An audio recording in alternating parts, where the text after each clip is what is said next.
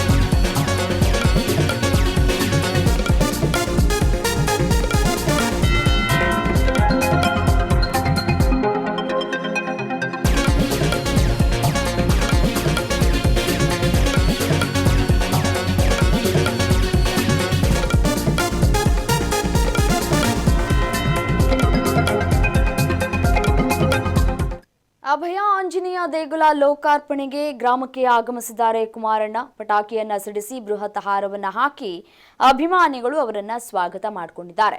ಮಂಡ್ಯ ಜಿಲ್ಲೆ ಮದ್ದೂರು ತಾಲೂಕಿನ ಕುರುಬರದೊಡ್ಡಿಯಲ್ಲಿ ಸಂಭ್ರಮ ಮನೆ ಮಾಡಿದೆ. ಜಾನಪದ ಕಲಾ ತಂಡಗಳೊಂದಿಗೆ ಕುಮಾರಣ್ಣನಿಗೆ ಗ್ರಾಮದಲ್ಲಿ ಮೆರವಣಿಗೆಯನ್ನು ಕೂಡ ಮಾಡಲಾಗಿದೆ. ದೇಗುಲ ಗೋಪುರದ ಕುಂಭಾಭಿಷೇಕವನ್ನ ನೆರವೇರಿಸಿದ್ದಾರೆ ಕುಮಾರಸ್ವಾಮಿ ಅವರು. ಆಂಜನೇಯ ಸ್ವಾಮಿಗೆ ವಿಶೇಷವಾಗಿ ಪೂಜೆಯನ್ನ ಸಲ್ಲಿಸಿ ಆಶೀರ್ವಾದವನ್ನು ಪಡೆದುಕೊಂಡಿದ್ದಾರೆ ಎಚ್ಡಿಕೆ. ಮಾಜಿ ಸಚಿವ ಡಿಸಿ ತಮ್ಮಣ್ಣ ಸೇರಿದಂತೆ ಜೆಡಿಎಸ್ನ ಮುಖಂಡರು ಈ ಸಂದರ್ಭದಲ್ಲಿ ಸಾಥ್ ಕೊಟ್ಟಿದ್ದಾರೆ.